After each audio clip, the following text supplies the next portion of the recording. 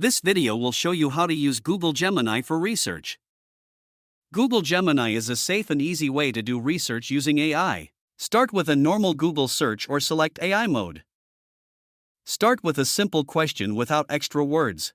Try again if you don't get the results you need. Read the AI response, then click on the recommended links to get more information. It is recommended that you cite specific sources rather than the AI overview. You won't get in trouble for using AI for research as long as you don't plagiarize. Cite your sources using APA or MLA style. For more information on how to cite your sources, use the QR codes to go to our APA or MLA guide.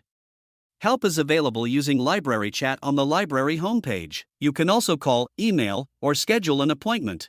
We are here to assist you with your research and how to cite your sources.